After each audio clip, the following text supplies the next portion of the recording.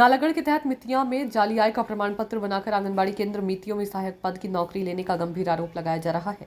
आपको बता दें कि गांव के ही कुछ लोगों ने एसडीएम नालागढ़ को इस बाबत शिकायत पर कार्रवाई की मांग उठाई और कहा कि आंगनबाड़ी केंद्र मितिया में सहायक पद के लिए पोस्ट निकाली गई थी, जिसको लेकर गाँव की कई महिलाओं ने आवेदन भरे थे, लेकिन एक महिला ने जाली आय का प्रमाण पत्र बनाकर इस नौकरी को हासिल किया है और अब उन्होंने एसडीएम नालागढ़ के माध्यम से शिकायत कर इस पूरे मामले में प्रशासन को अवगत कराया है कि उनके पास 32 बीघा से ज्यादा जमीन है और वह महिला गरीबी रेखा से काफी ऊपर है और उनकी आय भी 1 लाख से ज्यादा है, जिसके चलते वह इस नौकरी लेने के लिए एलिजिबल नहीं है। उन्होंने एसडीएम नालागढ़ से इस पूरे मामले की जांच करने के बाद उन्हें नौकरी हटाने की गुहार लगाई। इस बारे में मीडिया से बातचीत करते हुए सीडीपीओ नालागढ़ ने कहा है कि जिनको भी विभाग की ओर से सहायक पद के लिए नियुक्त किया गया है, उनको आय प्रमाण पत्र और डॉक्यूमेंट देखने के बाद ही नौकरी दी गई है। उन्होंने कहा कि अगर किसी को आय के प्रमाण पत्र को लेकर आपत्ति है तो वह रेवेन्यू डिपार्टमेंट से इसकी जाँच करवा सकते हैं। मैंने आंगनवाड़ी हेल्पर के लिए आवेदन किया था और जो उसमें मेरे जो डॉक्यूमेंट थे पूरी तरह से पूर्ण थे। उसके बाद भी मेरे जो कैंडिडेट थे साथ में उनका मेरे से थोड़ा कम थे नंबर, उनको रखा गया। फिर भी मतलब किस तरह से कम थे? उनके किस तरह से कम नंबर थे?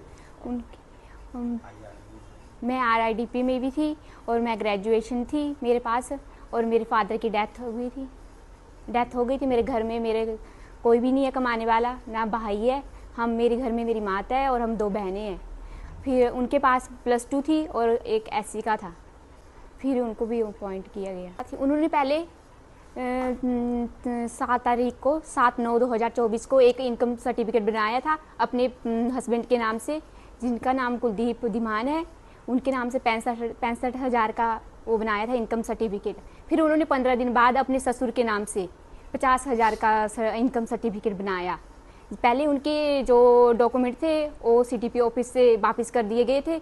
उसके बाद उन्होंने लास्ट तारीख 5 तारीख को जो है फिर से डॉक्यूमेंट अप्लाई किए अपना डुप्लीकेट इनकम सर्टिफिकेट बना के, जिसके आधार पे उनको अपॉइंट किया गया। SDM सर को हमने इसकी कंप्लेंट कर दी है और उनको एप्लीकेशन दे दी है। उन्होंने बोला है कि हम इस पर कार्रवाई कर।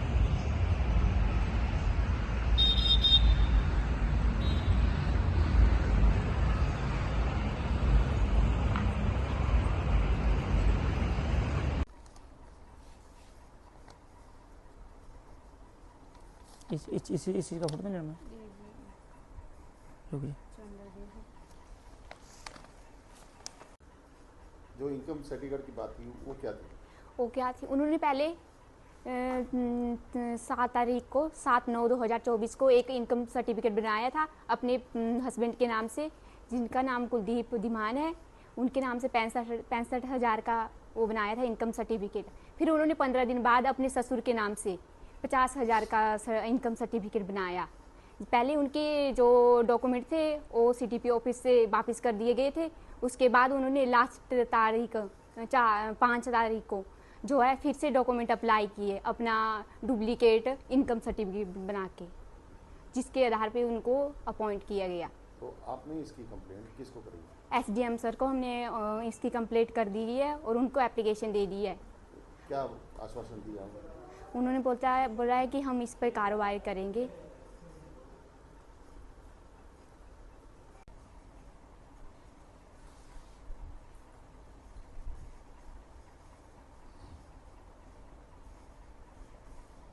हमने 4 तारीख को हमने कंप्लेंट दी थी SDM साहब को कि हमारे जो गांव नाड़ पार्वती देवी उनके खिलाफ दे रखी थी मैंने कि उनके पास 32 बीघा ज़मीन है और उनकी आमदरस भी ज़्यादा है, जो कि उन्होंने गरीबी रेखा में BPL में अपना नाम डलवा रखा है और गलत है।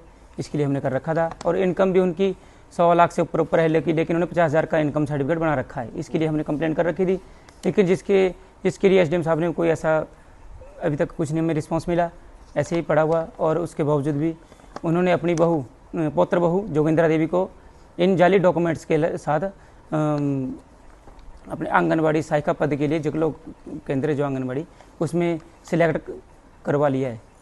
तो आपकी क्या धर्मपत्नी ने भी इसमें किया था अप्लाई। हम तो बहुत गरीब हैं, हमारा फादर साहब बहुत साल एक्सपायर हो गए हैं। मैं छोटा था जब हमारा फादर साहब एक्सपायर हो गया था।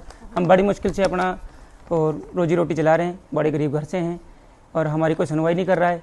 हमने कंप्लेंट भी की, BDO साहब को भी की थी, SDM साहब को भी की थी, लेकिन इसका हमें कोई अभी तक कुछ नहीं हुआ, कुछ भी रिस्पॉन्स नहीं मिला हमें। तो क्या चाहते हैं? हम चाहते हैं कि इसके ऊपर छानबीन की जाए और उसके उपरांत ही इस जो आंगनबाड़ी सहायिका पद है उसको भरा जाए। कि ये मितिया और जगलोग में जो है आंगनबाड़ी केंद्रों में सहायिका की पोस्ट खाली थी, तो उसके भरने के लिए हमने इंटरव्यू रखे थे, साक्षात्कार रखे थे।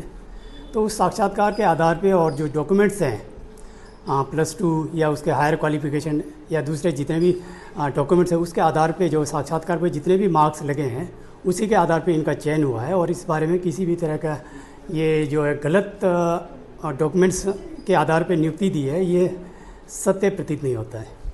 अगर किस मैटर पे इंक्वायरी चाहते हैं वो डिपेंड करता है। यदि वो किसी के आय को चैलेंज करना चाह रहे हैं तो वो जो है रेवेन्यू डिपार्टमेंट में उनको इस बारे में छानबीन करवानी चाहिए। हमारे पास जो डॉक्यूमेंट आया है, आय प्रमाण पत्र है, उसके आधार पर हमने जो है उसकी पात्रता निश्चित की है।